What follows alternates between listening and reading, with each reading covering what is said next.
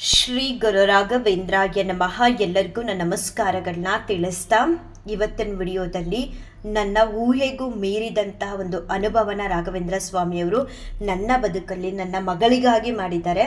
ಅದನ್ನು ತಿಳಿಸೋದ್ರ ಜೊತೆಗೆ ನನಗೆ ಆಗುವಂತಹ ಪ್ರತಿಯೊಂದು ಅನುಭವಗಳನ್ನು ಕೂಡ ಫಿಲ್ಟರ್ ಇಲ್ಲದೆ ಎಲ್ಲವನ್ನು ಕೂಡ ನಿಮ್ಮೊಂದಿಗೆ ಶೇರ್ ಮಾಡ್ತಿರೋದು ಕಾರಣ ಇಷ್ಟೇ. ಪ್ರತಿಯೊಬ್ಬ ಮನುಷ್ಯನ ಬದುಕಲ್ಲೂ ಕೂಡ ಮಾನಸಿಕ ಖಿನ್ನತೆ, ದೈಹಿಕವಾದ ಸಮಸ್ಯೆಗಳು, ಮತ್ತು ಹಣಕಾಸಿನ ಸಮಸ್ಯೆ, ಕೌಟುಂಬಿಕ ಸಮಸ್ಯೆಗಳು, ಮತ್ತು ಸಂಬಂಧಿಕರ ಮಧ್ಯ ಗಲಾಟೆಗಳು, ಏನಾದರೂ ಒಂದಲ್ಲ ಒಂದು ರೀತಿ ಪ್ರತಿಯೊಬ್ಬ ಮನುಷ್ಯನ ಜೀವನದಲ್ಲೂ ಕೆಲವೊಂದು ಕಷ್ಟ ಕಾರ್ಪಣ್ಯಗಳು ಇದ್ದೇ ಇರುತ್ತೆ. ಕೆಲವ್ರಿಗೆ ಭಗವಂತನ ಅನುಗ್ರಹದಿಂದ ಯಾವುದೂ ಕೂಡ ಕಷ್ಟ ಕಾರ್ಪಣ್ಯಗಳು ಇಲ್ಲದೆ ಇರ್ಬೋದು. ಆದರೆ ಪ್ರತಿಯೊಬ್ಬ ಮನುಷ್ಯನೂ ಕೂಡ ಯಾವುದಾದ್ರೂ ಒಂದಲ್ಲ ಒಂದು ಸಮಸ್ಯೆಗೆ ಸಿಕ್ಕಿ ಖಿನ್ನತೆಗೆ ಒಳಗಾಗಿರ್ತಾರೆ. ಇಲ್ಲಾಂದರೆ ಕಷ್ಟಗಳಿಗೆ ಪರಿಹಾರ ಸಿಕ್ಕದೆ ದುಃಖದಲ್ಲಿರ್ತಾರೆ. ಎಷ್ಟೋ ಬಾರಿ ಎಷ್ಟೋ ಜನ ಅವರು ಬಂದಿರುವಂತಹ ಕಷ್ಟಗಳನ್ನ ಒಂದು ಫೈನಾನ್ಷಿಯಲಿ ಪ್ರಾಬ್ಲಮ್ ಆಗಿರ್ಬೋದು, ಅದನ್ನು ಸಾಲ್ವ್ ಮಾಡ್ಕೊಳಕ್ಕಾಗದೆ ಸೂಸೈಡ್ ಕೂಡ ಮಾಡ್ಕೊಳ್ತಾರೆ. ಚಿಕ್ಕ ಪುಟ್ಟ ರೀಸನ್ಸ್ಗೆಲ್ಲ ಎಷ್ಟೋ ಸಲ ಕೆಲವರು ಕುಗ್ಗೋಗಿ ಆಗದೇ ಇಲ್ಲ, ನನಗೆ ಬದುಕೆ ಬೇಡ ಅಂತ ಹೇಳಿ ಸೂಸೈಡ್ ಮಾಡಿಕೊಂಡು ಕೂಡ ತುಂಬ ಜನ ಆ ನಿರ್ಧಾರ ತಗೊಂಡು ಕೂಡ ಸತ್ತೋಗಿದ್ದಾರೆ. ನನ್ನ ಅನುಭವಗಳನ್ನ ತಿಳಿಸೋದಕ್ಕೆ ಇಷ್ಟೇ ಕಾರಣ. ನನ್ನ ಲೈಫಲ್ಲೂ ಕೂಡ ಆರೋಗ್ಯ ಸಮಸ್ಯೆ ಆಗಿರಲಿ, ಫೈನಾನ್ಷಿಯಲಿ ಆಗಿರಲಿ, ಅಥವಾ ಯಾವುದೇ ದುಃಖ, ಅವಮಾನ, ನೋವುಗಳಾಗಿರಲಿ, ಎಲ್ಲವೂ ಕೂಡ ಎಲ್ಲರ ಬದುಕಲ್ಲೂ ಇರೋ ಹಾಗೆ ನನಗೂ ಕೂಡ ಇತ್ತು. ಆದರೆ ಆ ಇರುವಂತಹ ದುಃಖ, ಅವಮಾನ, ನೋವುಗಳಲ್ಲಿ ಅಥವಾ ಕಷ್ಟಗಳಲ್ಲಿ, ಫೈನಾನ್ಷಿಯಲಿ ಪ್ರಾಬ್ಲಮ್ ಆಗಲಿ ಅಥವಾ ಹೆಲ್ತ್ ಇಶ್ಯೂಸ್ ಆಗಲಿ, ನಮ್ಮ ಮೂವರ ಮಧ್ಯ ಇದ್ದಾಗ ನಮ್ಮವರು ಅಂತ ನಾವು ಯಾರನ್ನೆಲ್ಲ ಹೇಳ್ಕೋಬಹುದು ನಮ್ಮ ಬದುಕಲ್ಲಿ, ಅವ್ರು ಯಾರೂ ಕೂಡ ಯಾವುದೇ ರೀತಿ ಸಪೋರ್ಟ್ ಅಂತ ಮಾಡಲಿಲ್ಲ.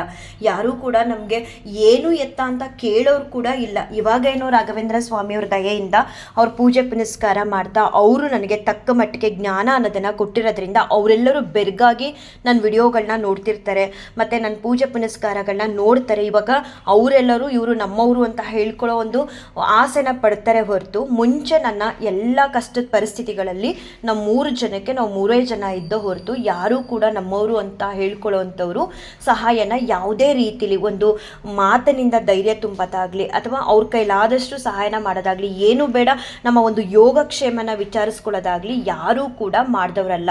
ಎಲ್ಲ ಕಷ್ಟ ಕಾರ್ಪಣ್ಯಗಳ ಮಧ್ಯೆ ನಮ್ಮ ಬದುಕು ಸಾಕ್ತಿರುವಂತಹ ಸಮಯದಲ್ಲಿ ಆ ಭಗವಂತನ ಇಚ್ಛೆ ಕೆಲವ್ರಿಗೆ ಏನೋ ಒಂದು ಪ್ರೊಟೆಕ್ಟ್ ಮಾಡೋದಕ್ಕೆ ಅಂತ. ಈಗ ಒಬ್ರಿಗೆ ಏನೋ ಕಷ್ಟಗಳು ಬಂದರೆ ಅವ್ರ ಕಷ್ಟಗಳನ್ನೇ ಪಡಬಾರ್ದು, ಅವ್ರಿಗೆ ಬಂದಿರೋ ಕಷ್ಟಗಳನ್ನ ದೂರ ಮಾಡೋದಕ್ಕೋಸ್ಕರ ಭಗವಂತ ಒಂದು ಮನುಷ್ಯನ ರೂಪದಲ್ಲಿ ಅವ್ರ ಫ್ಯಾಮಿಲಿ ಮೆಂಬರ್ಸಲ್ಲೇ ಅಪ್ಪ ಅಮ್ಮನಾಗೋ, ಅಕ್ಕ ಅಣ್ಣ ತಮ್ಮನಾಗೋ ಭಗವಂತ ಇಂಡೈರೆಕ್ಟ್ ಆಗಿ ನಿಂತು ಅವರೆಲ್ಲ ಕಷ್ಟ ಕಾರ್ಪಣ್ಯಗಳಿಂದ ಹೊರಗಡೆ ಕರ್ಕೊಂಡು ಬರುವಂತಹ ಪ್ರಯತ್ನನ ಪ್ರತಿ ಸಲ ಮಾಡ್ತಿರ್ತಾರೆ. ಆದರೆ ನಮ್ಮ ಮೂವರ ಬದುಕಲ್ಲಿ ಭಗವಂತನೇ ಬಂದು ನಮ್ಮೆಲ್ಲ ಕಷ್ಟ ಕಾರ್ಪಣ್ಯಗಳನ್ನ ದೂರ ಮಾಡಿದ್ರು. ಭಗವಂತ ಹೇಗೆ ಬಂದರು ಅಂದರೆ ರಾಘವೇಂದ್ರ ಸ್ವಾಮಿಯವರ ಮುಖಾಂತರ ಬಂದರು. ರಾಯರು ನಮ್ಮ ಬದುಕಲ್ಲಿ ಬಂದು ನಮಗಿದ್ದಂತಹ ಆರೋಗ್ಯ ಸಮಸ್ಯೆ ಆಗಲಿ ಅಥವಾ ಫೈನಾನ್ಷಿಯಲಿ ಸ್ಟೇಟಸ್ ಆಗಲಿ ಅಥವಾ ನನ್ನ ದುಃಖ ದುಮ್ಮಾನಗಳನ್ನ, ನನಗಾಗಿದ್ದಂತಹ ನೋವು ಅವಮಾನಗಳನ್ನೆಲ್ಲವನ್ನು ಕೂಡ ಮರೆಸುವಂಥ ಒಂದು ಶಕ್ತಿ ಕೊಟ್ಟು ನಮ್ಮ ಕಷ್ಟ ಕಾರ್ಪಣ್ಯಗಳನ್ನ ಮಾತ್ರ ದೂರ ಮಾಡಲಿಲ್ಲ, ಸಮಾಜದಲ್ಲಿ ನನಗೆ ಅಂತ ಒಂದು ಸ್ಥಾನಮಾನನ ಕೊಟ್ಟರು. ಮನೇಲಿ ನನಗಾಗುವಂಥ ಪ್ರತಿಯೊಂದು ಅನುಭವಗಳನ್ನು ಶೇರ್ ಮಾಡ್ತೀನಿ. ಎಲ್ಲ ರೀತಿಲೂ ರಾಘವೇಂದ್ರ ಸ್ವಾಮಿಯವರು ನಮಗೆ ಅನುಗ್ರಹನ ಮಾಡ್ತಾ, ಆಶೀರ್ವಾದನ ಮಾಡ್ತಾ, ದಾರಿ ತೋರಿಸ್ತಾ ಮುಂದೆ ನಡೆಸ್ತಿದ್ದಾರೆ. ಈವನ್ ನಾವು ಮಂತ್ರಾಲಯಕ್ಕೆ ಹೋಗೋದಕ್ಕೂ ಮುಂಚೆ ಕೆಲವೊಂದೊಂದು ಸಲ ನಾನು ಅಳುತ್ತಿದ್ದೆ, ಸ್ವಾಮಿ ಯಾಕೆ ಹಿಂಗೆ, ದುಃಖ ಆದಾಗೆಲ್ಲ ಅಳುತ್ತಿದ್ದೆ. ಒಂದೊಂದು ಸಲ ರಾಯರ ಮುಂದೆ ಕೂತ್ಕೊಂಡು, ಸ್ವಾಮಿ ನೀನು ಕೊಟ್ಟರು ಸರಿ, ಕೊಡದೇ ಇದ್ರೂ ಸರಿ, ಏನೇ ಆದರೂ ಸರಿ, ನನಗೆ ನೀವೇ ಎಲ್ಲ, ನಿಮ್ಮನ್ನು ಬಿಟ್ಟು ನನಗೆ ಬೇರೆ ಯಾವುದೂ ದೊಡ್ಡದಲ್ಲ, ಯಾರೂ ಕೂಡ ಹೆಚ್ಚಲ್ಲ, ಎಲ್ಲವೂ ನೀವೇ ಸ್ವಾಮಿ, ನೀವು ಕೊಟ್ಟರು ಕೊಡದೇ ಇದ್ರು ನಿಮ್ಮ ಸೇವೆ ನಿತ್ಯ ನಿರಂತರ ಅಂತ ಅವ್ರ ಹತ್ರ ಹೇಳ್ತಾ ಇದ್ದೆ. ನಾನು ಮಂತ್ರಾಲಯಕ್ಕೆ ಹೋಗೋದಕ್ಕೂ ಮುಂಚೆ ಇದ್ದಂಥ ಎಲ್ಲ ಕಷ್ಟ ಕಾರ್ಪಣ್ಯಗಳು, ನನ್ನೆಲ್ಲ ಇಷ್ಟಾರ್ಥಗಳನ್ನು ಕೂಡ ರಾಘವೇಂದ್ರ ಸ್ವಾಮಿಯವರು ಈಡೇರಿಸಿ ನಂತರ ನಮಗೆ ಮಂತ್ರಾಲಯಕ್ಕೆ ಬಂದು ಅವ್ರ ದರ್ಶನನ ಮಾಡೋದಕ್ಕೆ ಅವಕಾಶ ಮಾಡಿಕೊಟ್ರು. ಆ ಎಲ್ಲ ಅನುಭವಗಳನ್ನ ನೀವು ವಿಡಿಯೋದಲ್ಲಿ ನೋಡ್ಬೋದು, ಕೇಳಿಸ್ಕೋಬಹುದು. ಪ್ರತಿಯೊಂದು ಅನುಭವಗಳನ್ನು ರಾಘವೇಂದ್ರ ಸ್ವಾಮಿಯವರು ನಮ್ಮ ಮನೆಗೆ ಬಂದ ಮೇಲೆ ಏನೆಲ್ಲ ಆಯಿತು ಅನ್ನೋದನ್ನು ಕೂಡ ಒಂದೊಂದೇ ವಿಡಿಯೋದಲ್ಲಿ ಕೆಲವು ಹೇಳಬೇಕಾಗಿದ್ದನ್ನು ಹೇಳ್ತೀನಿ, ಕೆಲವು ಹೇಳದೇ ಇರೋದನ್ನು ಹೇಳ್ತೀನಿ. ಕಾರಣ ಇಷ್ಟೇ, ನಂತರನೇ ಯಾರಾದರೂ ಒಬ್ಬರು ವಿಡಿಯೋ ನೋಡ್ತಿರೋರ ಬದುಕಲ್ಲಿ ಕಷ್ಟಗಳು ಇರ್ಬೋದು, ಇಲ್ಲದೇನೂ ಇರ್ಬೋದು. ಅಥವಾ ಕಷ್ಟ ಇರೋ ಅಂಥವ್ರು ಬರೀ ರಾಘವೇಂದ್ರ ಸ್ವಾಮಿಯವರು ನಮ್ದು ಯಾವುದೋ ಒಂದು ಕಷ್ಟನ ಮಾತ್ರ ದೂರ ಮಾಡಲ್ಲ, ನಮ್ದು ಯಾವುದೋ ಒಂದು ಇಷ್ಟಾರ್ಥನ ಮಾತ್ರ ಕರುಣಿಸಲ್ಲ, ಎಲ್ಲ ರೀತಿಲೂ ನಮಗೆ ತಂದೆ ತಾಯಿಯಾಗಿ ನಿಲ್ತಾರೆ. ಯಾವಾಗ ನಮಗೆ ಅವರೇ ಎಲ್ಲವೂ ಸ್ವಾಮಿ ನೀನೇ ಬಂದು ಬಳಗ ಅಂತ ಅವ್ರ ಜೊತೆ ನಾವು ಇದ್ದು ಅವ್ರ ಸೇವೆನ ಮಾಡಿದಾಗ ಈ ರೀತಿ ಯಾವ ಕಷ್ಟ ಕಾರ್ಪಣ್ಯಗಳು ಬರ್ದಿರೋ ಹಾಗೆ ನಮ್ಮನ್ನು ಪ್ರೊಟೆಕ್ಟ್ ಮಾಡ್ತಾರೆ. ಜೊತೆಗೆ ನಮ್ಮೆಲ್ಲ ಇಷ್ಟಾರ್ಥಗಳನ್ನೂ ಕೂಡ ಮನಸ್ಸಲ್ಲಿ ನಾವು ಹೇಳದೇ ಇದ್ರೂ ಕೂಡ ರಾಘವೇಂದ್ರ ಸ್ವಾಮಿಯವರು ನಮ್ಮ ಮನಸ್ಸಲ್ಲಿ ಇರುವಂಥ ಇಷ್ಟಾರ್ಥಗಳನ್ನೂ ಕೂಡ ತಿಳ್ಕೊಂಡು ಅದನ್ನು ಕರುಣಿಸ್ತಾರೆ. ನಾನು ಇವಾಗ ಒಂದು ಅನುಭವನ ಹೇಳ್ತೀನಿ. ನಾನು ರಾಯರ ಹತ್ರ ಯಾವತ್ತೂ ಕೂಡ ಹೇಳೇ ಇರಲಿಲ್ಲ, ಆದರೂ ಕೂಡ ನನ್ನ ಮನಸ್ಸಲ್ಲಿ ಇದ್ದಿದ್ದಂದು ನೋವು ಕೊರಗು ಏನು ಆ ಕೊರಗು ಮಾತ್ರ ರಾಯರ ಮುಂದೆನೇ ಕೂತ್ಕೊಂಡು ಮನಸ್ಸಲ್ಲಿ ಬೇಸರ ಪಟ್ಕೊಳ್ತಿದೆ, ಅದನ್ನೂ ಕೂಡ ದೂರ ಮಾಡಿದ್ರು.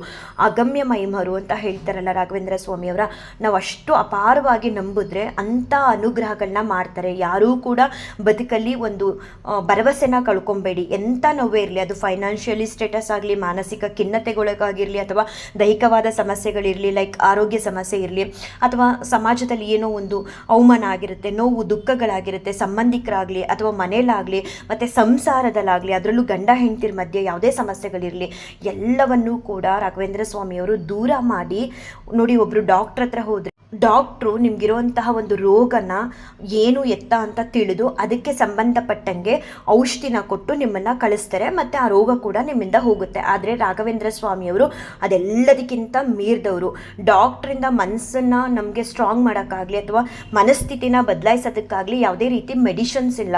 ರಾಘವೇಂದ್ರ ಸ್ವಾಮಿಯವರು ಒಮ್ಮೆ ನಮ್ಮ ಜೀವನದಲ್ಲಿ ಬಂದರೆ ಎಂತಹ ಸಿಚುವೇಶನ್ಗಳಿಗೂ ಕೂಡ ನಾವು ಹೊಂದ್ಕೊಂಡು ಹೋಗಬೇಕು, ಇಲ್ಲ ಸಿಚುವೇಶನ್ಗಳು ನಮಗೆ ಹೊಂದಾವಣಿಕೆ ಆಗೋ ಹಾಗೆ ಬದಲಾಯಿಸ್ಬಿಡ್ತಾರೆ.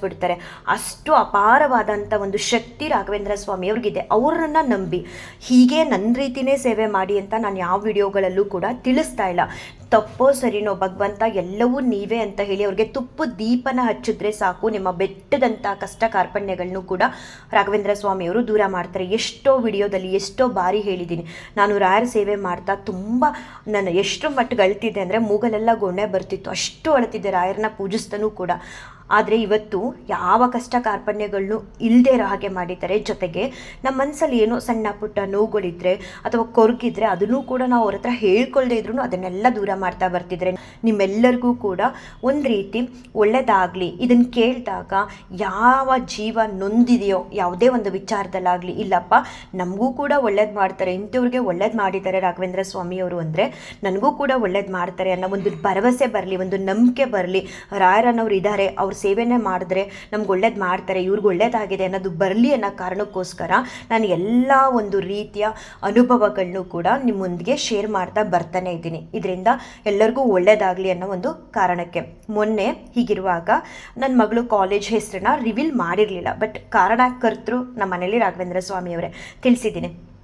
ಈ ಪೂಜೆ ಪುನಸ್ಕಾರನ ತಿಳಿದೇ ಇದ್ದವಳಿಗೆ ಎಷ್ಟು ಮಟ್ಟಿಗೆ ಇವತ್ತು ಪೂಜೆ ಮಾಡುವಂಥ ಒಂದು ಭಾಗ್ಯನ ಕೊಟ್ಟಿದ್ದಾರೆ ಅಂತ ನನ್ನ ವಿಡಿಯೋಗಳನ್ನ ಹಳೇದು ಮತ್ತು ಇವಾಗ ಮಾಡಿರೋದೆಲ್ಲ ನೋಡ್ತಾ ಬಂದರೆ ಖಂಡಿತ ನಿಮಗೆ ಗೊತ್ತಾಗುತ್ತೆ.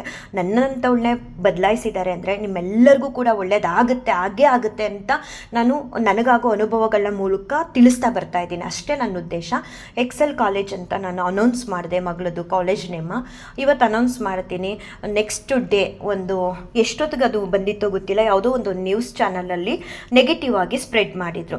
ನನಗೆ ಅದು ನೋಡಿದ ತಕ್ಷಣ ಇದು ನೆಗೆಟಿವ್ ಅಂತ ತಕ್ಷಣ ಗೊತ್ತಾಯಿತು. ಯಾಕಂದರೆ ಮನುಷ್ಯ ಗುಂಡಿ ತೋಡಿ ಇನ್ನೊಬ್ಬ ಮನುಷ್ಯನ ಹಳ್ಳಕ್ಕೆ ಬೀಳಿಸ್ಬಿಟ್ಟು ಕುತ್ಕೊಂಡು ನಗ್ತಾನೆ, ನೋಡ್ತಾ ಆಡ್ಕೊಳ್ತಾನೆ. ಆದರೆ ಭಗವಂತ, ನಾವು ನಂಬುವಂತಹ ರಾಘವೇಂದ್ರ ಸ್ವಾಮಿಯವರು ಯಾವತ್ತೂ ಎಂದಿಗೂ ಯಾರನ್ನೂ ಕೂಡ ಹಾಗೆ ಮಾಡಲ್ಲ. ಈಗ ನಾನು ಜಾಸ್ತಿ ಪೂಜೆ ಮಾಡ್ತೀನಿ, ನನಗೆ ಮಾತ್ರ ಈ ರೀತಿ ಮಾಡ್ತಾರೆ ಅಂತಲ್ಲ. ಯಾರೋ ಒಬ್ಬರು ಬರೀ ಗುರುವಾರ ರಾಯರೇ ಅಂತ ಹೇಳ್ತಿದ್ದಾರೆ, ಅವ್ರ ಹೆಸರನ್ನ ಅನ್ನೋರಿಗೆ ಮಾತ್ರ ಮಾಡಲ್ಲ ಅಂತಲ್ಲ.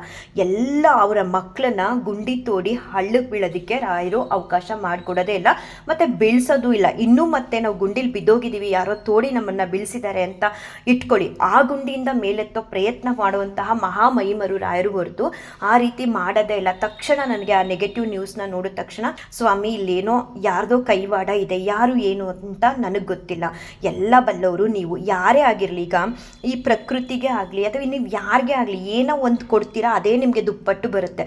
ದುಪ್ಪಟ್ಟು ಬರದೇ ಇದ್ರು ನೀವೇನು ಕೊಡ್ತೀರಾ ಅದು ವಾಪಸ್ ಅಂತೂ ಸಿಕ್ಕೇ ಸಿಗುತ್ತೆ. ಈಗ ಒಂದು ಕಲ್ಲನ್ನ ನಾವು ಈಗ ಏನೋ ಒಂದು ನೀರೊಳಗಡೆ ಕಲ್ಲು ಹಾಕಿದ್ರೆ ಬಿದ್ದ ತಕ್ಷಣ ನೀರು ನಮಗೆ ಹಾರತ್ತೆ ತಾನೆ, ಅದು ಶುದ್ಧವಾಗಿರೋ ನೀರಾಗಲಿ ಅಥವಾ ಕೊಳಚೆ ನೀರಾಗಲಿ ರಿಯಾಕ್ಷನ್ ಅನ್ನೋದು ಆ ಕಡೆಯಿಂದ ಬಂದೇ ಬರುತ್ತಲ್ವ. ಹಾಗೆ ನಾವು ಒಳ್ಳೇದು ಕೊಟ್ಟರೆ ನಮ್ಗೆ ಒಳ್ಳೇದೇ ಸಿಗುತ್ತೆ. ನಾವೇನಾದರೂ ಕೆಟ್ಟದ್ದು ಮಾಡಿದ್ರೆ ಜನಗಳಿಗೆ ಯಾರಿಗೂ ಗೊತ್ತಾಗಲ್ಲ, ನಾವು ಮಾಡಿದ್ದು ಯಾರು ಅಂತಲೂ ಗೊತ್ತಾಗಲ್ಲ ಅವ್ರಿಗೆ ಅಂತ ಹೇಳಿ ಯಾರೇ ಇಂಥವ್ರು ಅಂಥವ್ರು ಅಂತೆಲ್ಲ ಮಾಡಿದರೆ ಅದು ರಾಘವೇಂದ್ರ ಸ್ವಾಮಿಯವ್ರ ಕಣ್ಣಿಗೆ ಮತ್ತು ಕಿವಿಗೆ ಬಿದ್ದಿರುತ್ತೆ.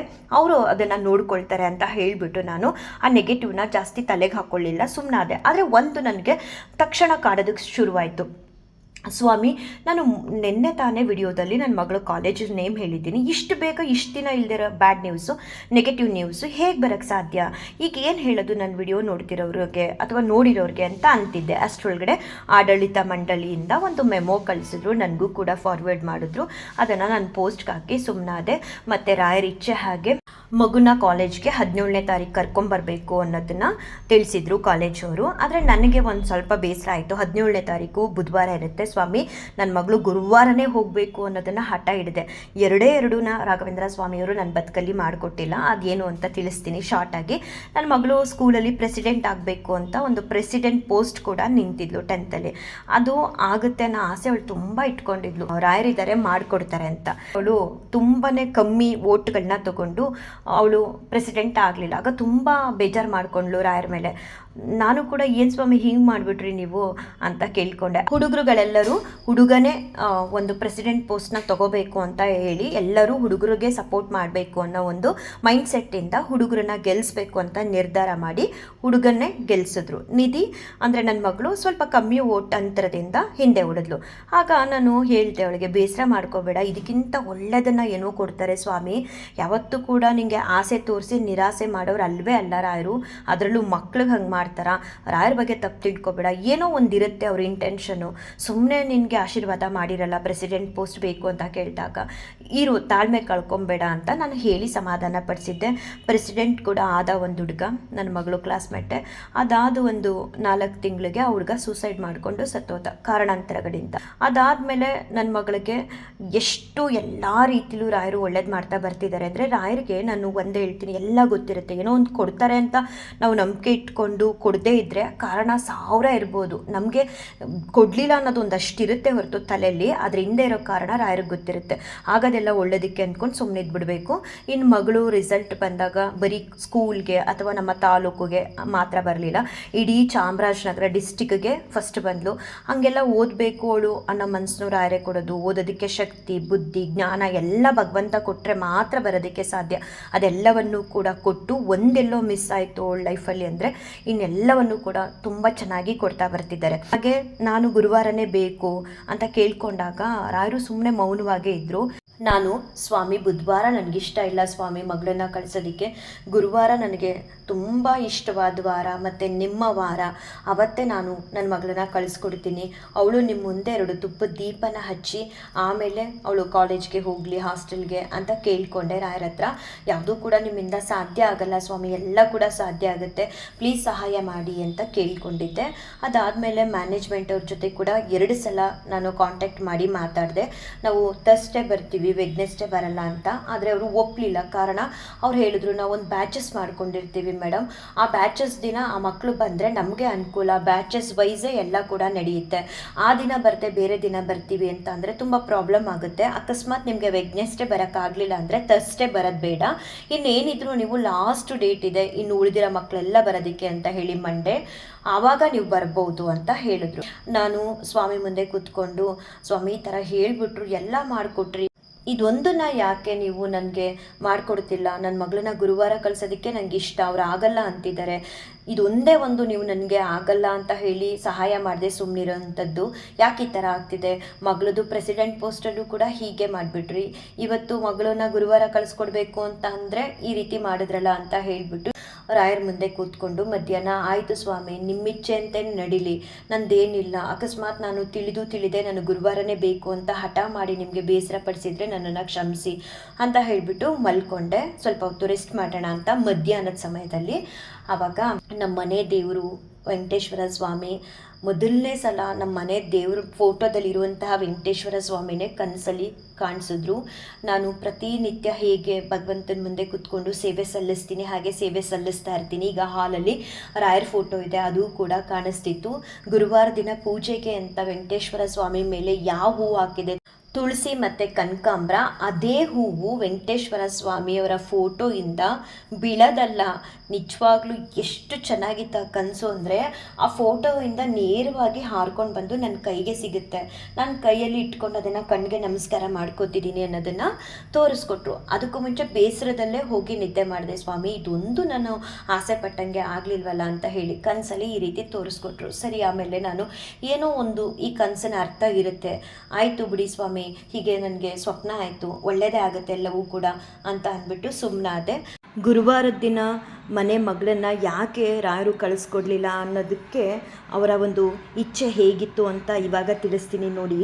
ನನ್ನ ಮಗಳು ಫಸ್ಟ್ ಡೇ ಕಾಲೇಜ್ಗೆ ಎಂಟರ್ ಆಗಿದ್ದು ಗುರುವಾರದ ದಿನವೇ. ಅದುವೇ ಗುರುಪುಷ್ಯಾಮೃತ ಯೋಗ ದಿನದಂದು. ಗುರುಪುಷ್ಯಾಮೃತ ಯೋಗ ದಿನದ ಮಹತ್ವ ಆಲ್ರೆಡಿ ನಾನು ವಿಡಿಯೋಗಳಲ್ಲಿ ತಿಳಿಸ್ತಾ ಬಂದಿದ್ದೀನಿ. ಆ ದಿನ ಯಾವುದೇ ಒಂದು ಹೊಸದಾಗಿ ನಾವು ಆರಂಭ ಮಾಡಬೇಕಾದ್ರೆ ಕೆಲಸಗಳನ್ನ ತುಂಬ ಸೂಕ್ತವಾದ ದಿನ ಗುರುಪುಷ್ಯಾಮೃತ ಯೋಗ ದಿನ. ಇದ್ರ ಬಗ್ಗೆ ನನಗೆ ತಿಳುವಳಿಕೆ ಇಲ್ಲದೆ ನಾನು ರಾಯರ ಹತ್ರ ಹಠ ಮಾಡ್ತಿದ್ದೆ, ಸ್ವಾಮಿ ನನಗೆ ಗುರುವಾರನೇ ಮನೆಯಿಂದ ಮಗಳನ್ನ ಕಳಿಸ್ಕೊಡಿ ಅಂತ. ಆದರೆ ರಾಯರ ಇಚ್ಛೆ ಹೇಗಿತ್ತು ಅಂತ ಅಂದರೆ, ಬುಧವಾರನೂ ಕೂಡ ಒಳ್ಳೆ ದಿನ, ಗಣಪತಿಯ ವಾರ. ಆ ದಿನ ನಾವು ಹಾಸ್ಟೆಲ್ಗೆ ಬಿಟ್ಟು ಗುರುವಾರದ ದಿನ ಅವಳು ಕಾಲೇಜ್ಗೆ ಮೊದಲನೇ ದಿನ ಹೋಗೋ ಹಾಗೆ ಮಾಡಿದ್ರು. ಅದಕ್ಕೆ ನಾನು ಯಾವಾಗಲೂ ನನಗೆ ಈ ರೀತಿ ಅನುಭವಗಳು ಆದಾಗ ತಿಳಿಸೋದು, ನಾವು ಯಾವುದೇ ಒಂದು ನಿರ್ಧಾರಗಳನ್ನ ತಗೊಳ್ಳದೆ ನಮ್ಮ ಭವಿಷ್ಯದ ನಿರ್ಧಾರಗಳನ್ನ ರಾಘವೇಂದ್ರ ಸ್ವಾಮಿಯವ್ರಿಗೆ ಬಿಡಬೇಕು. ಆವಾಗ ಈ ರೀತಿ ಒಂದು ಒಳ್ಳೆ ನಿರ್ಧಾರಗಳನ್ನ ನಮಗೆ ತಿಳಿದೇ ಇದ್ದರೂ ಕೂಡ ರಾಯರು ನಿರ್ಣಯ ಮಾಡಿರ್ತಾರೆ. ಮತ್ತು ಅವತ್ತಿನ ದಿನ ಸಂಜೆನೇ ನಾವು ರಾಯರ ಮಠಕ್ಕೆ, ಆಂಜನೇಯ ಸ್ವಾಮಿ ದೇವಸ್ಥಾನಕ್ಕೆ, ಗಣೇಶನ ದೇವಸ್ಥಾನಕ್ಕೆಲ್ಲ ಹೋಗ್ತೀವಲ್ವ ಶನಿವಾರ, ಹಾಗೆ ಹೋಗಿದ್ವಿ. ರಾಯರ ಮುಂದೆ ನಿಂತ್ಕೊಂಡು ಕೂಡ ನಾನು ರಾಯರ ಹತ್ರ ಕೇಳಿಕೊಂಡೆ, ಸ್ವಾಮಿ ನಿಮ್ಮ ಮೊದಲಿಗೆ ಹಾಕ್ತಿದ್ದೀನಿ ನನ್ನ ಮಗಳನ್ನ, ನಿಮ್ಮ ಮನೆ ಮಗಳು ಹೋಗ್ತಿದ್ದಾಳೆ, ಅವಳಿಗೆಲ್ಲ ರೀತಿಲೂ ಒಳ್ಳೇದು ಮಾಡಬೇಕು ನೀವು ಅಂತ ಹೇಳಿ ಬೇಡಿಕೊಂಡು ಹೊರಗಡೆ ಬರಬೇಕಾದ್ರೆ ನನಗೆ ರಾಯರಿಂದ ಒಂದು ಮಾತು ಬಂತು, ಹೋಗು ತಿಮ್ಮಪ್ಪನ ಆಶೀರ್ವಾದ ಸಿಗುತ್ತೆ ಅಂತ. ಸರಿ, ಆ ಕ್ಷಣಕ್ಕೆ ನಾನು ಏನು ಅಂದ್ಕೊಂಡೆ ಗೊತ್ತಾ, ರಾಯರಿಗೆ ಸ್ವಪ್ನ ಸೂಚನೆ ಆಗಿತ್ತಲ್ಲ, ಅದು ಗೊತ್ತಾಗಿದೆ. ನಾನು ಸ್ವಾಮಿ ಹಿಂಗೆ ಸ್ವಪ್ನ ಆಯಿತು ಅಂತ ಹೇಳ್ಕೊಂಡಲ್ಲ, ಅದನ್ನೆಲ್ಲೋ ನನಗೆ ಹೇಳ್ತಿದ್ದಾರೆ ರಾಯರು ಅಂತ ಅಂದ್ಕೊಂಡು ಮಠದಿಂದ ಹೊರಗಡೆ ಬಂದೆ. ಗಾಡಿ ನಿಲ್ಸೋ ಕಡೆ ಬಂದು ನಾವು ಮೂವರು ಕೂಡ ಯಾವಾಗಲೂ ಮಠದಿಂದ ಹೊರಗಡೆ ಬಂದರೆ ನೆಕ್ಸ್ಟು ಆಂಜನೇಯ ಸ್ವಾಮಿ ದೇವಸ್ಥಾನಕ್ಕೆ ಅಂತ ಹೋಗ್ತೀವಿ. ನೋಡಿದ್ರೆ ನಮ್ಮ ಮನೆಯವರು ಗಾಡಿನ ಮತ್ತೆ ಟರ್ನ್ ಮಾಡಿಕೊಂಡು ರಾಯರ ಮಠದ ಮುಂದೆನೇ ಪಕ್ಕ ಇನ್ನೊಂಚೂರು ಮುಂದೆ ಹೋಗಿ ಒಂದು ರೋಡ್ ಜಾಯ್ನ್ ಆಗುತ್ತೆ, ಅಲ್ಲಿಗೆ ಹೋದರೆ ನಮ್ಮ ಮನೆ ದೇವರು ತಿಮ್ಮಪ್ಪನ ದೇವಸ್ಥಾನ ಇದೆ. ಅದು ನಮ್ಮೂರಲ್ಲಿ ಪ್ರಸಿದ್ಧವಾದಂತಹ ದೇವಸ್ಥಾನ ಅಂತಲೇ ಹೇಳ್ಬೋದು, ಲಕ್ಷ್ಮೀನಾರಾಯಣ ಸ್ವಾಮಿ ದೇವಸ್ಥಾನ ಅಂತ ಹೇಳಿ ಅಲ್ಲಿಗೆ ಕರ್ಕೊಂಡೋದ್ರು. ನನಗೆಂಥ ಶಾಕು ಅಂದರೆ, ನಿಜವಾಗ್ಲೂ ಒಂದು 5 ತಿಂಗಳಿಂದ ಹತ್ರ ಅಥವಾ 4 ತಿಂಗಳು ಕರೆಕ್ಟಾಗಿ ನನಗೆ ಗೊತ್ತಿಲ್ಲ, ಶನಿವಾರ ನಾವು ದೇವಸ್ಥಾನಕ್ಕೆ ಅಂತ ಹೋಗ್ತೀವಿ. ಯಾವತ್ತೂ ಕೂಡ ನನ್ನನ್ನು ಲಕ್ಷ್ಮೀನಾರಾಯಣ ಸ್ವಾಮಿ ದೇವಸ್ಥಾನಕ್ಕೆ ಕರ್ಕೊಂಡು ಹೋಗಿರಲಿಲ್ಲ. ಅವತ್ತು ಕರ್ಕೊಂಡು ಹೋಗ್ತಾರೆ.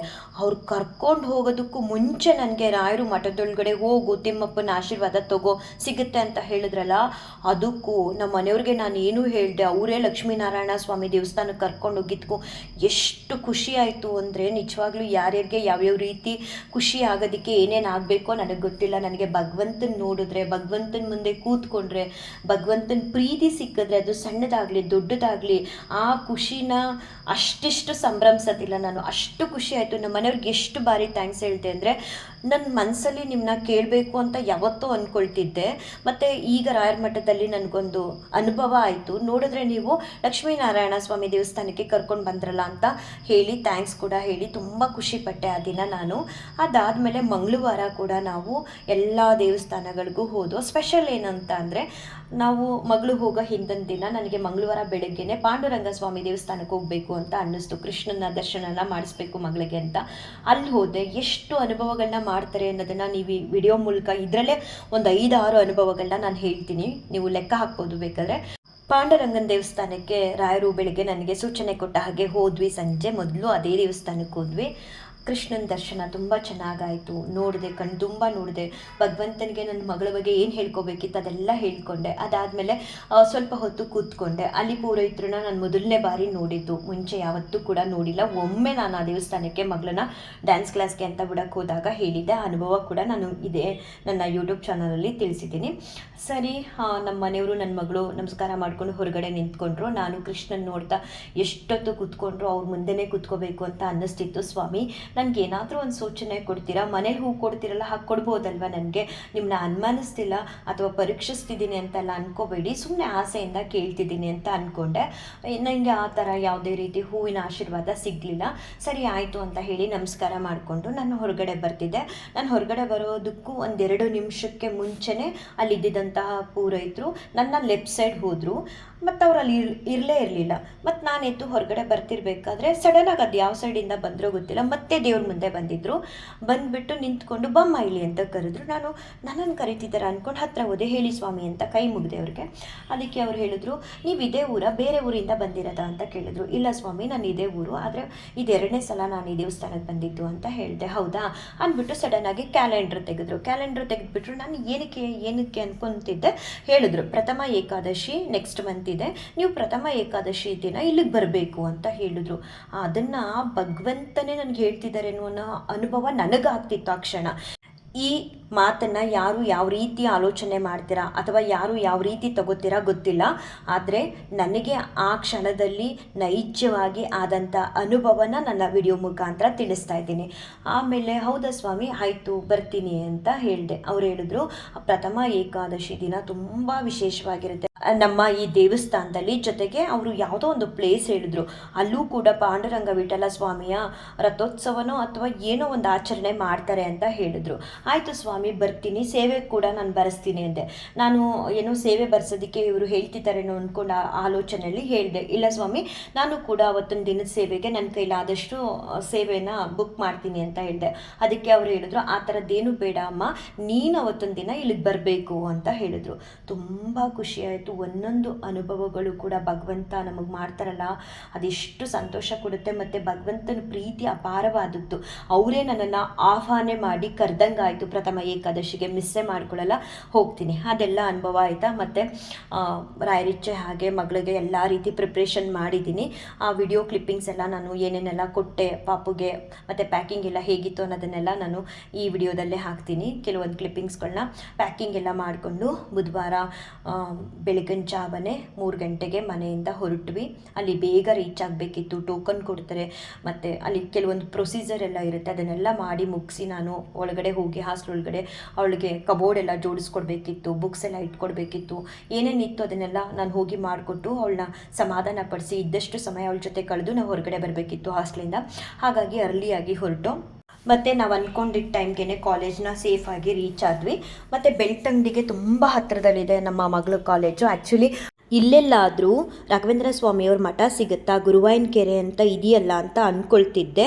ಅಷ್ಟರಲ್ಲಿ ಬೆಳ್ತಂಗಡಿಲಿ ಶುಭ ವಿದಾಯ ಅಂತ ಒಂದು ಆರ್ಚ್ ಮೇಲೆ ಬರೆದಿರ್ತಾರೆ. ಅದು ಮುಗಿಸಿ ನೆಕ್ಸ್ಟು ಒಂದೇ ಒಂದು ಫರ್ಲಾಂಗ್ ಅಷ್ಟು ಮುಂದೆ ಹೋದರೆ ಗುರುವಾಯನ ಕೆರೆಗೆ ಲೆಫ್ಟ್ ಸೈಡಲ್ಲೇ ರಾಘವೇಂದ್ರ ಸ್ವಾಮಿಯವ್ರ ಮಠ ಇದೆ. ನಾನು ನೋಡಿದೆ, ಆರ್ಚ್ ಮೇಲೆ ಬರೆದಿತ್ತು. ಮತ್ತು ಸುಬೇತೇಂದ್ರ ತೀರ್ಥರ್ ಫೋಟೋ ಕೂಡ ಹಾಕಿದ್ರು. ಮತ್ತು ನಾವು ಕಾಲೇಜ್ಗೆ ಆ ಟೈಮ್ಗೆ ರೀಚ್ ಆಗಬೇಕಾಗಿದ್ದರಿಂದ ನಾನು ಅಲ್ಲಿ ಹೋಗಲಿಲ್ಲ. ಬಟ್ ಇನ್ನು ಮುಂದಿನ ದಿನಗಳಲ್ಲಿ ಹೋಗ್ತೀನಿ. ಮತ್ತು ಕಾಲೇಜ್ಗೆ ಹೋದಾಗ ಜನ ಯಾರು ನೆಗೆಟಿವ್ ಆಗಿ ಹೇಳ್ತಿದ್ರು ಕಾಲೇಜ್ ಬಗ್ಗೆ ಅಂಥವ್ರು ನೋಡಲೇಬೇಕು. ಈ ವಿಡಿಯೋ ಕ್ಲಿಪ್ಪಿಂಗ್ಸ್ಗಳನ್ನ ಹಾಕಿದ್ದೀನಿ. ಸ್ಟಾರ್ಟಿಂಗ್ಗೆ ತುಂಬ ಜನ ಇದ್ದರು. ಕಾಲೇಜ್ ಕ್ಯಾಂಪಸ್ ಎಲ್ಲಿ ನೋಡಿದ್ರು ಸ್ಟೂಡೆಂಟ್ಸು ಮತ್ತು ಅವ್ರ ಪೇರೆಂಟ್ಸು. ಎಲ್ಲಿಂದ ಬಂದಿದ್ದಾರಪ್ಪ ಇಷ್ಟು ಜನ ಅಂತ ಅಂದ್ಕೊಳ್ತಿದ್ದೆ. ಎಲ್ಲ ವಿಡಿಯೋ ಕ್ಲಿಪ್ಪಿಂಗ್ಸ್ ತೊಗೊಂಡೆ. ಪ್ರೊಸೀಜರ್ಗಳಿತ್ತು. ಮಗಳಿಗೆ ಸ್ಟೂಡೆಂಟ್ ID ಕಾರ್ಡ್ ಮಾಡಿಸೋದ್ರ ಜೊತೆಗೆ ID ಕಾರ್ಡಲ್ಲೇ ಸ್ಕ್ಯಾನರ್ನ ಫಿಕ್ಸ್ ಮಾಡ್ತಾರೆ. ಅವಳಿಗೇನಾದರೂ ನೆಸಸರಿ ಥಿಂಗ್ಸ್ನ ತೊಗೋಬೇಕಾದ್ರೆ ನಾವು ಆ ಸ್ಕ್ಯಾನರ್ಗೆ ಇಷ್ಟು ಅಂತ ಅಮೌಂಟ್ ಪೇ ಮಾಡಿದ್ರೆ ಅದನ್ನು ಅವಳು ಅಲ್ಲಿ ಯೂಸ್ ಮಾಡ್ಕೋಬೋದು. ಅದೇ ರೀತಿ ಫೋನ್ ಕಾರ್ಡ್ ಅಂತ ಮಾಡಿಕೊಡ್ತಾರೆ. ಎಲ್ಲ ಪ್ರೊಸೀಜರ್ ಎಲ್ಲ ಮುಗಿಸ್ಕೊಂಡು ಲಾಸ್ಟ್ ಮೂಮೆಂಟು ಅವಳಿಗೇನು ಬಕೆಟು, ಹಾಸಿಗೆ, ದಿಂಬು ಎಲ್ಲ ಕೊಡ್ತಾರೆ. ಅದೆಲ್ಲ ತೊಗೊಂಡು ಹಾಸ್ಟ್ಲಿಗೆ ಹೋಗಬೇಕು. ನಿಮಗೆ ನಾನು ಲಾಸ್ಟ್ ವಿಡಿಯೋದಲ್ಲಿ ಹೇಳಿದ್ದೆ ರೂಮ್ ಚೆನ್ನಾಗಿರಲಿಲ್ಲ ಅಂತ. ಆದರೆ ಹೋಗಲೇಬೇಕು ಓದೋದಕ್ಕೆ. ಮಕ್ಕಳು ಒಂದೇನಾದರೂ ಸಾಧಿಸಬೇಕು ಅಂದರೆ ಅಡ್ಜಸ್ಟ್ ಮಾಡ್ಕೊಳ್ಳೇಬೇಕು ಅಂತ ನಾನು ವಿಡಿಯೋದಲ್ಲಿ ತಿಳಿಸಿದ್ದೆ. ಎಲ್ಲ ರಾಯರಿಚ್ಛೆ ಅಂತ ನನ್ನ ಮಗಳಿಗೂ ಕೂಡ ಹೇಳ್ತಿದ್ದೆ. ರಾಘವೇಂದ್ರ ಸ್ವಾಮಿಯವರು ಕೂಡ 12ನೇ ವಯಸ್ಸಲ್ಲಿ ಕುಂಭಕೋಣಂಗೆ ಹೋಗಿ ವಿದ್ಯಾಭ್ಯಾಸನ ಮಾಡಿದ್ರು. ಅವ್ರ ಭಾವ ಅವರೇ ಕರ್ಕೊಂಡು ಹೋಗಿ ಬಿಟ್ಟಿರ್ತಾರೆ ನಿಧಿ. ನಾವು ಹೇಗೆ ಇದ್ರೂ ಅಡ್ಜಸ್ಟ್ ಮಾಡ್ಕೋಬೇಕು ಅಂತ ನಾನು ಅವಳಿಗೆ ತಿಳಿಸಿ ಹೇಳಿದ್ದೆ. ಅಷ್ಟೇ ಯೋಚನೆ, ಅಷ್ಟೇ ನೋವು ಮನಸ್ಸೊಳಗಡೆ ಇತ್ತು. ಸ್ವಾಮಿ, ಆ ರೂಮ್ಗಳೆಲ್ಲ ಸ್ವಲ್ಪ ಫಂಗಸ್ ಎಲ್ಲ ಇದೆ, ಏನಪ್ಪ ಎತ್ತಪ್ಪ, ಇಲ್ಲಿ ಮನೇಲಿ ಮಹಾರಾಣಿ ಥರ ಇದ್ಲು ನನ್ನ ಮಗಳನ್ನ ನಾನು ಎಷ್ಟು ಚೆನ್ನಾಗಿ ಸಾಕಿದ್ದೆ ಅಂದರೆ ನಮ್ಮ ಮನೆ ಓನರ್ಗಳು ಕೂಡ ಅವಳು ಅವತ್ತು ಹಾಸ್ಟೆಲ್ಗೆ ಹೋಗಬೇಕಾದ್ರೆ ಕಣ್ಣೀರಿಟ್ಟಿದ್ದಾರೆ ಅವಳನ್ನ ನೋಡಿ. ಅಷ್ಟು ಮುದ್ದಾಗಿ ಬೆಳೆಸಿದೆ, ಅದನ್ನು ಪದಗಳಲ್ಲಿ ಹೇಳೋದಕ್ಕೆ ಸಾಧ್ಯ ಇಲ್ಲ.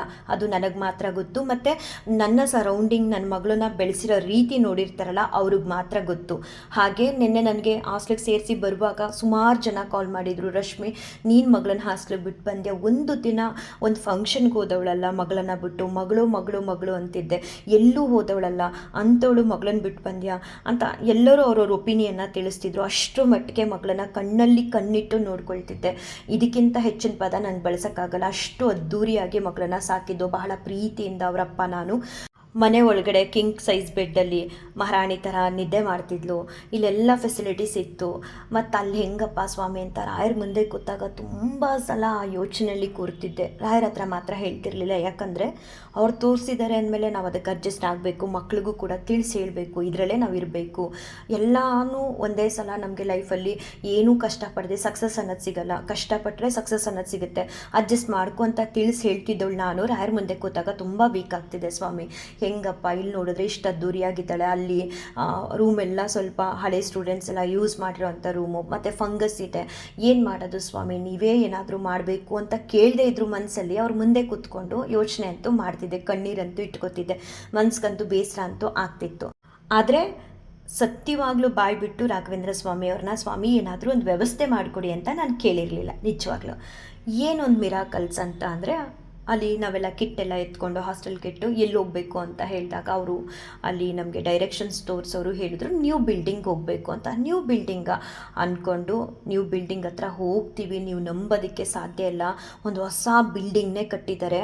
ಆ ಹೊಸ ಬಿಲ್ಡಿಂಗ್ನ ಈಗ ಬರುವಂಥ ಮಕ್ಳಿಗೆ ಕೊಟ್ಟಿದ್ದಾರೆ. ಅಲ್ಲಿ ಏನೆಲ್ಲ ಫೆಸಿಲಿಟೀಸ್ ಇದೆ ಅಂತ ಅಂದರೆ ನೋಡಿ ಒಂದು ಕ್ಷಣ ನನಗೆ ಕಣ್ಣೀರೇ ಬಂತು. ರಾಯರ ಮೇಲೆ ಇನ್ನೂ ದುಪ್ಪಟ್ಟು ಪ್ರೀತಿ, ಗೌರವ, ಭಕ್ತಿ ಎಲ್ಲ ಕೂಡ ನನಗೆ ಹೆಚ್ಚಾಯಿತು. ಸ್ವಾಮಿ ಎಂಥ ಅನುಗ್ರಹ ಮಾಡಿದ್ದೀರಾ ನೀವು, ಹೊಸ ಬಿಲ್ಡಿಂಗೇ ರೆಡಿ ಆಗಿಬಿಟ್ಟಿದೆಯಲ್ಲ, ನನಗೆ ಗೊತ್ತೇ ಇಲ್ವಲ್ಲ ಅಂತ ಖುಷಿಪಟ್ಟೆ. ಒಳಗಡೆ ಎಂಟರ್ ಆದು ಅಲ್ಲಿ ಹೋಗಿ ನೋಡಿದ್ರೆ ಲಿಫ್ಟ್ ಇತ್ತು, ರೂಮೆಲ್ಲ ತುಂಬ ಚೆನ್ನಾಗಿತ್ತು, ಎಲ್ಲ ಕೂಡ ಹೊಸ ಹೊಸದು, ಯಾವುದೂ ಕೂಡ ಹಳೆ ಸ್ಟೂಡೆಂಟ್ಸು ಯೂಸ್ ಮಾಡಿದ್ದಾರೆ ಅನ್ನೋ ಹಾಗೆ ಇಲ್ಲ. ನನ್ನ ಮನಸ್ಸಲ್ಲಿ ಏನು ಕೊರಗು ನೋವಿತ್ತೋ ಅದನ್ನೆಲ್ಲ ನಾನು ಹೇಳ್ಕೊಳ್ದೆ ಇದ್ರೂ ರಾಘವೇಂದ್ರ ಸ್ವಾಮಿಯವರು ಒಮ್ಮೆಲೆ ನನ್ನ ಮನಸ್ಸಿನ ಭಾರನ್ನೆಲ್ಲ ದೂರ ಮಾಡಿಬಿಟ್ಟಿದ್ರು. ಎಷ್ಟು ಆಶ್ಚರ್ಯ ಆಯಿತು ಅಂದರೆ, ಎಲ್ಲ ಹೊಸ ಹೊಸದು, ಬಾತ್ರೂಮ್ ಆಗಲಿ, ವಾಶ್ರೂಮ್ಸ್ ಆಗಲಿ, ಕಾಟ್ಗಳಾಗಲಿ, ಬೆಡ್ ಆಗಲಿ, ಅವ್ರು ಇಟ್ಕೊಳ್ಳೋವಂಥ ಪುಸ್ತಕ ಬಟ್ಟೆ ಬರೆಗಳ ಬೀರುಗಳಾಗಲಿ, ಎವ್ರಿಥಿಂಗ್ ಹೊಸದು. ಲಿಫ್ಟ್ ಇದೆ, ಹಾಗೆ ಟೆಲಿಫೋನ್ಗಳಿದೆ ನನ್ನ ಮಗಳು ತೊಗೊಂಡಿರುವಂತಹ ಫ್ಲೋರಲ್ಲಿ, ಮತ್ತು ಹಾಟ್ ವಾಟರು, ಎಲ್ಲ ರೀತಿಲೂ ಕೂಡ ಫೆಸಿಲಿಟೀಸ್ ಇದೆ. ಯಾವುದೊಂದಕ್ಕೂ ಕೂಡ ಕುಂದು ಕೊರತೆ ಇಲ್ಲದೆ ಇರೋ ಹಾಗೆ ರಾಘವೇಂದ್ರ ಸ್ವಾಮಿಯವರು ವ್ಯವಸ್ಥೆ ಮಾಡಿದ್ದಾರೆ. ಒಮ್ಮೆ ಯೋಚನೆ ಮಾಡಿ ನಾನು ನೋಡಿದೆ, ಅದನ್ನು ನಾನು ನಿಮಗೆ ತಿಳಿಸ್ತೀನಿ. ಇನ್ ಕೇಸ್ ಆ ಹೊಸ ಬಿಲ್ಡಿಂಗ್ನ ಈಗ ಆಲ್ರೆಡಿ ಇರುವಂತಹ ಸೆಕೆಂಡ್ PUC ಮಕ್ಕಳಿಗೆ ಇನ್ನೊಂದು ವರ್ಷ ಹೊಟ್ಟೋಗ್ತಾರೆ ಅಂತ ಕೊಟ್ಟಿದ್ರೆ, ನನ್ನ ಮಗಳು ಅದೇ ಫಂಗಸ್ ಇರುವಂಥ ಹಳೆ ಬಿಲ್ಡಿಂಗ್ಗೆ ಹೋಗಬೇಕಿತ್ತು. ಬದಲಾಗಿ ಹೊಸದಾಗಿ ಬಂದಿರುವಂತಹ ಮಕ್ಕಳಿಗೆ ಅಂತಲೇ ಹೇಳಿ ಈ ಒಂದು ಹೊಸ ಬಿಲ್ಡಿಂಗ್ನ ಕೊಟ್ಟಿದ್ದಾರೆ. ಎಷ್ಟು ಖುಷಿ ಆಯಿತು ಅಂದರೆ, ಅದು ನನ್ನ ಮಗಳು ಬ್ಯಾಚ್ಗೆ ಆಗಬೇಕಾ, ಈಗ ನೆಕ್ಸ್ಟ್ ಇಯರ್ ಬರೋವಂಥ ಬ್ಯಾಚ್ಗೆ ಮಾಡ್ಬೋದಿತ್ತು, ನನ್ನ ಮಗಳಿಗೆ ಆ ಹೊಸ ಬಿಲ್ಡಿಂಗ್ ಸಿಗಬೇಕಿತ್ತ, ಇದ್ರ ಹಿಂದೆ ಎಲ್ಲ ರಾಘವೇಂದ್ರ ಸ್ವಾಮಿಯವರ ಒಂದು ಇಚ್ಛೆ ಇರೋದ್ರಿಂದ ಮಾತ್ರ ಸಾಧ್ಯ ಆಗಿದ್ದು ಅಂತ ತುಂಬ ಸಲ ಯೋಚನೆ ಮಾಡಿ ರಾಯರ್ಗೆ ಅದೆಷ್ಟು ಬಾರಿ ಧನ್ಯವಾದಗಳನ್ನ ತಿಳಿಸಿದ್ದೀನಿ ಅಂತ ಅಂದರೆ ಅಷ್ಟಿಷ್ಟಲ್ಲ. ಯಾಕಂದರೆ ನಾನು ಕೇಳ್ಕೊಳ್ಳೇ ಇಲ್ಲ ರಾಯರ ಹತ್ರ, ಸ್ವಾಮಿ ಇದೊಂದು ವ್ಯವಸ್ಥೆ ಮಾಡಿಕೊಡಿ ನೀವು ಅಂತ. ಬಟ್ ಮನಸ್ಸಲ್ಲಿ ನೋವು, ಬೇಸರ ಇತ್ತು. ಅಷ್ಟೇ, ಅಡ್ಜಸ್ಟ್ ಆಗಬೇಕು, ಏನು ಫೆಸಿಲಿಟೀಸ್ ಇದೆ ಅದನ್ನೇ ತೊಗೊಂಡು ನಾವು ಓದಬೇಕು, ಏನಾದರೂ ಒಂದು ಅಚೀವ್ಮೆಂಟ್ ಮಾಡಬೇಕು ಅಂತ ನನ್ನ ಮಗಳಿಗೆ ತಿಳಿಸಿ ಹೇಳ್ತಾ ಇದ್ದೆ. ಹಾಗೆ ಒಂದು ಕಡೆ ಕೊರಗು ಕೂಡ ಇತ್ತು, ನನ್ನ ಮನಸ್ಸಿನ ಕೊರಗನ್ನ. ಇದನ್ನು ನೀವು ಇಲ್ಲಿ ಅರ್ಥ ಮಾಡ್ಕೋಬೇಕು. ಹೇಳದೆ ಇದ್ದರೂ ಕೂಡ ರಾಘವೇಂದ್ರ ಸ್ವಾಮಿಯವರು ಅವರ ಮನೆ ಮಗಳಿಗೆ ಯಾವುದೆಲ್ಲ ವ್ಯವಸ್ಥೆಗಳಾಗಲ್ಲ ಅಂತ ಚಿಂತೆ ಮಾಡ್ತಿದ್ದೋ ಅದನ್ನೆಲ್ಲ ಕೂಡ ನನ್ನಿಂದ ದೂರ ಮಾಡಿ, ಒಮ್ಮೆಲೆ ಕಂಪ್ಲೀಟಾಗಿ ದೂರ ಮಾಡಿ, ಒಂದು ಒಳ್ಳೆ ರೀತಿಲಿ ಒಂದು ಹೊಸ ಬಿಲ್ಡಿಂಗು, ನನಗೆ ಬೇಕಾಗಿರುವಂಥ ಎಲ್ಲ ಫೆಸಿಲಿಟೀಸ್ಗಳನ್ನೂ ಕೂಡ ನನ್ನ ಮಗಳಿಗೆ ಕೊಟ್ಟು, ಹೈಟೆಕ್ ಆಗಿ ಒಂದು ರೂಮ್ ಫೆಸಿಲಿಟೀಸ್ನೆಲ್ಲ ಮಾಡಿಕೊಟ್ಟು ನನ್ನ ಮಗಳಿಗೆ ವಿದ್ಯಾಭ್ಯಾಸಕ್ಕೆ ಅನುಕೂಲ ಆಗೋ ಹಾಗೆ ರಾಘವೇಂದ್ರ ಸ್ವಾಮಿಯವರು ಅನುಗ್ರಹ ಮಾಡಿದ್ದಾರೆ. ಇದೆಲ್ಲ ಸಾಧ್ಯ ನಾನು ಸಕಲ ಸರ್ವವೂ ನೀವೇ ಅಂತ ಪೂಜಿಸ್ತಿರುವಂತಹ ರಾಘವೇಂದ್ರ ಸ್ವಾಮಿಯವರಿಂದ ಮಾತ್ರ ಅಂತ ನಾನು ಹೇಳೋದಕ್ಕೆ ಇಷ್ಟಪಡ್ತೀನಿ. ಇಲ್ಲಾಂದರೆ ಎಲ್ಲಿ ಸಾಧ್ಯ ಆಗ್ತಿತ್ತು ನನ್ನ ಮನಸ್ಸಿನ ಕೊರಗನ್ನ, ನನ್ನ ಮನಸ್ಸಿನ ಭಾರನ ದೂರ ಮಾಡೋದಕ್ಕೆ. ತುಂಬ ಅಂದರೆ ತುಂಬ ಖುಷಿ ಆಯಿತು ನನಗೆ ಅಲ್ಲಿ ಹೋಗಿ ಆ ಹೊಸ ಬಿಲ್ಡಿಂಗ್ನ ನೋಡಿ, ಆ ಹೊಸ ಬಿಲ್ಡಿಂಗ್ನ ನನ್ನ ಮಗಳಿಗೆ ಕೊಟ್ಟು, ಆ ಹೊಸ ಬಿಲ್ಡಿಂಗಲ್ಲಿ ನನ್ನ ಮಗಳಿಗೆ ಇಷ್ಟ ಆಗಿರುವಂಥ ಒಂದು ರೂಮ್ ಸಿಕ್ಕಿ ಹೇಳೋದಕ್ಕೆ ಸಾಧ್ಯ. ಅಷ್ಟಿಷ್ಟೆಲ್ಲ ಆಗಿದ್ದು ಖುಷಿ ಎಲ್ಲ ಕೂಡ ರಾಘವೇಂದ್ರ ಸ್ವಾಮಿಯವರ ಒಂದು ಇಚ್ಛೆ. ನನಗಾದಂಥ ಈ ಒಂದು ಅನುಭವನ ತಿಳಿಸಿದ್ದೀನಿ. ನೀವು ಗಮನಿಸ್ಬೋದು, ಈ ಅನುಭವದಲ್ಲಿ ನನ್ನ ಮನಸ್ಸಲ್ಲಿದ್ದಂತಹ ನೋವು, ದುಃಖ ಮತ್ತು ಆಲೋಚನೆ, ಗೊಂದಲಗಳು ಯಾವುದನ್ನು ಕೂಡ ರಾಯರ ಹತ್ರ ತಿಳಿಸಿ ಸ್ವಾಮಿ ಇದನ್ನೊಂದು ಸರಿ ಮಾಡಿಕೊಡಿ ಅಂತ ಕೇಳ್ದೋಳಲ್ಲ. ಇದ್ದದ್ದನ್ನು ರಾಯರು ಕನ್ಸಲ್ಲಿ ತೋರಿಸ್ಕೊಟ್ಟಿದ್ದಾರೆ, ಅದನ್ನು ನಾವು ಅಡ್ಜಸ್ಟ್ ಮಾಡ್ಕೊಂಡು ಹೋಗಬೇಕು ಅನ್ನೋ ಒಂದು ಮನಸ್ಥಿತಿಲಿದ್ದೆ. ಅದನ್ನೂ ಕೂಡ ನನ್ನ ಮನಸ್ಸಿನ ಭಾರಗಳನ್ನ ಒಮ್ಮೆಲೆ ದೂರ ಮಾಡಿ ನನಗೆ ಬೇಕಾದ ಹಾಗೆ ನಾನೇನು ಆಸೆ ಪಟ್ಟಿದ್ದೆ ಅದೇ ರೀತಿ ನನ್ನ ಮಗಳಿಗೆ ಒಂದು ಹಾಸ್ಟೆಲ್ ಫೆಸಿಲಿಟೀಸ್ ಕೂಡ ಮಾಡಿಕೊಟ್ರು ರಾಯರು. ತುಂಬ ಖುಷಿಯಾಯಿತು. ಮಗಳನ್ನ ಬಿಟ್ಟು ಬಂದಮೇಲೆ ಎಲ್ಲರೂ ಅಷ್ಟೇ, ನಾನು ಮಾತ್ರ ಅಲ್ಲ, ಅಲ್ಲಿ ಪೇರೆಂಟ್ಸ್ಗಳು, ಅಪ್ಪ ಅಮ್ಮ ಎಲ್ಲರೂ ಕೂಡ ಅವ್ರವ್ರ ಮಕ್ಕಳನ್ನ ಬಿಟ್ಟು ಹೋಗುವಾಗ ಕಣ್ಣೀರು ಇಡ್ತಿದ್ರು. ನಾನು ಕೂಡ ಅತ್ತೆ, ನಮ್ಮ ಮನೆಯವರು ಕೂಡ ಹೇಳೋಕ್ಕೆ ಸಾಧ್ಯ, ಅವ್ರಿಗೆ ಮಗಳಂದರೆ ಪ್ರಾಣ. ಅಷ್ಟಿಷ್ಟಲ್ಲ ಅವ್ರು ಬೇಸರ ಮಾಡ್ಕೊಂಡಿದ್ದ ಕ್ಷಣದಲ್ಲಿ. ಬಟ್ ಏನೂ ಮಾಡೋಕ್ಕಾಗಲ್ಲ. ಎಲ್ಲ ದಿನಗಳು ಕಳೀತಾ ನೋವುಗಳು ಕಮ್ಮಿ ಆಗುತ್ತೆ. ಅವ್ರಿಗೂ ಕೂಡ ಒಂದು ಮನಸ್ಥಿತಿನ, ನಮ್ಮನ್ನು ಬಿಟ್ಟಿರುವಂಥ ಒಂದು ಧೈರ್ಯ, ಮನಸ್ಥಿತಿನ ರಾಘವೇಂದ್ರ ಸ್ವಾಮಿಯವರು ಕರುಣಿಸ್ತಾರೆ. ಆ ನಂಬಿಕೆ ಮತ್ತು ಆ ಒಂದು ಭರವಸೆ ನನಗಿದೆ. ಅಷ್ಟಿಲ್ಲದೆ ರಾಯರು ನನ್ನ ಮಗಳಿಗೆ ಬೇಕಾಗುವಂಥ ಎಲ್ಲ ವ್ಯವಸ್ಥೆನೂ ಮಾಡಿಲ್ಲ. ಎಲ್ಲದಕ್ಕೂ ಕಾರಣ ರಾಘವೇಂದ್ರ ಸ್ವಾಮಿಯವರು. ಎಲ್ಲವನ್ನು ಕೂಡ ಸಹಿಸೋ ಶಕ್ತಿನ ಕೊಡ್ತಾರೆ, ನಮ್ಮ ಮನಸ್ಥಿತಿಗಳನ್ನ ಬದಲಾಯಿಸ್ತಾರೆ, ಪರಿಸ್ಥಿತಿಗಳನ್ನ ಬದಲಾಯಿಸ್ತಾರೆ ಅನ್ನೋದಕ್ಕೆ ಈ ಒಂದು ಅನುಭವ ನಿಮಗೆ ತಿಳಿಸಿದ್ದೀನಿ. ಹಾಗೆ ಎಲ್ಲರಿಗೂ ಕೂಡ ರಾಘವೇಂದ್ರ ಸ್ವಾಮಿಯವರು ಒಳ್ಳೇದು ಮಾಡ್ತಾರೆ. ಅವ್ರ ಪಾದನ ಗಟ್ಟಿಯಾಗಿಡೀರಿ. ನಿಮ್ಮ ತಪ್ಪು ಸರಿ ಎಲ್ಲವನ್ನು ಕೂಡ ಅವ್ರಿಗೆ ಒಪ್ಪಿಸಿ, ಸ್ವಾಮಿ ನೀವೇ ಎಲ್ಲ, ನಿಮ್ಮನ್ನು ಬಿಟ್ಟು ನಮ್ಗೆ ಯಾರೂ ಇಲ್ಲ, ಅವ್ರ ಪಾದನ ಗಟ್ಟಿಯಾಗಿ ಹಿಡಿದು ನಿಮ್ಮ ಇಷ್ಟಾರ್ಥಗಳಿರಲಿ, ಕಷ್ಟಗಳಿರಲಿ ಅವ್ರಿಗೆ ಒಪ್ಪಿಸ್ಬಿಡಿ. ಖಂಡಿತ ರಾಯರು ನಿಮ್ಮೆಲ್ಲ ಕಷ್ಟ ಕಾರ್ಪಣ್ಯಗಳಿಗೆ ನಿಮ್ಮ ಜೊತೆ ಇದ್ದು ನಿಮ್ಮನ್ನು ಕೈ ಹಿಡಿದು ದಾರಿ ತೋರಿಸ್ತಾ ಮುಂದೆ ಕರ್ಕೊಂಡು ಹೋಗ್ತಾರೆ. ಆವಾಗಲೇ ಹೇಳ್ದಾಗೆ ಹಳ್ಳ ತೋಡಿ ಗುಂಡಿ ಒಳಗಡೆ ಬೀಳಿಸಿ ನೋಡೋದು ಮನುಷ್ಯರು. ಅದೇ ಹಳ್ಳದಿಂದ ನಾವು ಯಾವುದೋ ಒಂದು ಗುಂಡಿಲಿ ಬಿದ್ದೋಗ್ಬಿಟ್ಟಿರ್ತೀವಿ, ತಿಳಿದೆ ಅದೇ ಗುಂಡಿಯಿಂದ ಕೈ ಹಿಡಿದು ಮೇಲೆತ್ತಿ ಉದ್ಧಾರ ಮಾಡೋದು ನಮ್ಮ ರಾಘವೇಂದ್ರ ಸ್ವಾಮಿಯವರು ಅಂತ ಹೇಳೋದಕ್ಕೆ ತುಂಬ ಖುಷಿ ಪಡ್ತೀನಿ. ಮತ್ತು ನನ್ನ ರಾಯರು, ನನ್ನ ಮನೆ ರಾಯರು, ನನ್ನ ಹೆಮ್ಮೆ ಅಂತ ಕೂಡ ನಾನು ಹೇಳೋದಕ್ಕೆ ಇಷ್ಟಪಡ್ತೀನಿ. ನಾನು ಬುಧವಾರ ರಾತ್ರಿ ಬಂದಿದ್ದು ತಡ ಆಯಿತು, ತುಂಬಾ ತಡವಾಗಿತ್ತು ಮತ್ತು ಆಯಾಸ ಕೂಡ ಆಗಿತ್ತು. ಹಿಂದಿನ ದಿನ ಒಟ್ಟಿನಲ್ಲಿ ಒಂದು ವಾರದಿಂದ ಮಗಳಿಗೆ ಅದನ್ನು ತೊಗೊಡ್ಬೇಕು ಇದನ್ನು ತೊಗೊಡ್ಬೇಕು ಅಂತ ಓಡಾಟನೇ ಇತ್ತು. ತುಂಬ ಆಯಾಸದ ಜೊತೆಗೆ ಗುರುವಾರ ಅಂದರೆ ನಿನ್ನೆ ಗುರುಪುಷ್ಯಾಮೃತ ಯೋಗ ದಿನ ತುಂಬ ತಡವಾಗಿ ಎಚ್ಚರ ಆಯಿತು. ಎದ್ದದ ಕೂಡಲೇ ಇದೇನಪ್ಪ ಹೀಗಾಯಿತು ಅಂತ ಅಂದ್ಕೊಂಡೆ. ರಾಘವೇಂದ್ರ ಸ್ವಾಮಿಯವ್ರಿಗೆ ಸೇವೆನ ಸಲ್ಲಿಸಿದೆ, ತುಂಬ ಚೆನ್ನಾಗಿ ಆಯಿತು. ಮತ್ತು ಹೂಗಳೆಲ್ಲ ನನಗೆ ಹೆಚ್ಚಾಗಿ ತೊಗೊಳಕ್ಕಾಗಲಿಲ್ಲ. ಯಾಕಂತ ಅಂದರೆ ನಾವು ಬಂದಿದ್ದು ತಡರಾತ್ರಿ ಆಗಿತ್ತು. ನಾವು ಬರ್ತಾನೆ ಅಂದವೇ ಹುಟ್ಕಳಿಲಿ ಮಳೆ, ತುಂಬ ಮಳೆ ಎಲ್ಲ ಕಡೆ. ಅಲ್ಲೇ ಸ್ವಲ್ಪ ನೋಡಿ ಹೂಗಳನ್ನ ಇದ್ದದ್ದನ್ನು ತೊಗೊಂಡು ಬಂದೆ. ಅದರಲ್ಲೇ ರಾಘವೇಂದ್ರ ಸ್ವಾಮಿಯವ್ರಿಗೆ ಸೇವೆನ ಸಲ್ಲಿಸಿದೆ. ಹೆಚ್ಚಾಗಿ ಅವ್ರಿಗೆ ನೈವೇದ್ಯಕ್ಕಾಗಲಿ ಏನೂ ಕೂಡ ಮಾಡೋಕ್ಕಾಗಲಿಲ್ಲ. ಆದರೆ ರಾಘವೇಂದ್ರ ಸ್ವಾಮಿಯವರು ನನಗೆ ಮಾತ್ರ ನೆನೆ ಸಿಕ್ಕಾಪಟ್ಟೆ ಆಶೀರ್ವಾದ ಮಾಡಿದ್ರು. ಅವರ ಒಂದೊಂದು ಆಶೀರ್ವಾದನೂ ನಮಗೊಂದು ರೀತಿ ಶಕ್ತಿ, ಧೈರ್ಯ, ದಾರಿ ದೀಪ ಇದ್ದಾಗೆ. ಅವರ ಆಶೀರ್ವಾದ ಸಿಗುತ್ತಲ್ಲ, ಅದಕ್ಕಿಂತ ಇನ್ನೇನು ಬೇಕು ಅಂತ ಅನಿಸುತ್ತೆ. ಒಟ್ಟಿನಲ್ಲಿ ತುಂಬ ಚೆನ್ನಾಗಿ ನೆನೆ ಗುರುಪುಷ್ಯಾಮೃತ ಯೋಗ ದಿನ ಸರಳವಾದರೂ ಕೂಡ ಮನೇಲಿ ಸೇವೆ ರಾಯರ್ದು ಸಿಕ್ಕಾಬಟ್ಟೆ ರಾಯರ ಅನುಗ್ರಹ ಆಶೀರ್ವಾದನ ಪಡ್ಕೊಂಡೆ. ತುಂಬ ಖುಷಿ ಆಯಿತು.